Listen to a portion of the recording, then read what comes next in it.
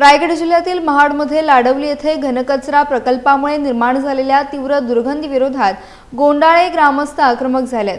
संतप्त ग्रामस्थांनी थेट महाड नगर परिषद कार्यालयावर धडक देत नगराध्यक्ष आणि मुख्याधिकाऱ्यांसमोर आपली व्यथा मांडली।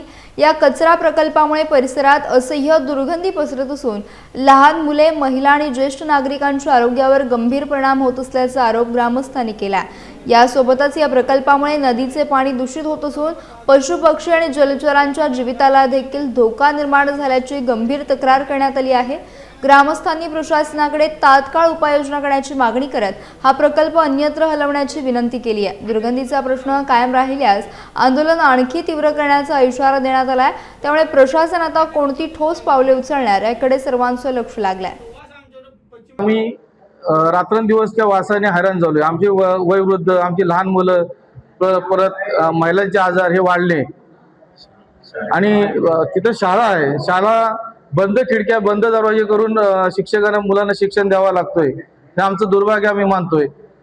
तर आम्ही त्यासाठी अध्यक्ष साहेबांना भेट घेतली आणि त्यांना आमचे सगळे विचार सांगितले। दुसरी बात, कुठलाही समूह कार्यक्रम करायचा बोललो तर भोजनासाठी बसताच ह्या वासामुळे आमच्याकडे येणारा पाहुणा जेवू की वास घेऊ हा विचारत बसतो। तर ती पण आम्ही त्या अध्यक्ष साहेबांना ती कल्पना दिलेली आहे, जेणेकरून त्यांनी लवकरात लवकर आमच्या गावाचा विचार करून त्याच्यावर त्यांनी काहीतरी सुव्यवस्था करावी अशी आमची ग्रामस्थांची विनंती आहे। की जी महाडमधून जाणारा डम्पिंग ग्राउंडला कचरा लाडवलीमध्ये जे जातो त्याच्यापासून आमच्या गावाला इतका दुर्गंध वास येतोय की राहणं मुश्किल आहे किंवा बाहेर पडणं मुश्किल आहे। आम्ही वारंवार 2-3 वर्ष नगरपालिकेमध्ये तक्रार करून कुठले आमची नगरपालिकेने तक्रार ॲक्सेप्ट केली नाही।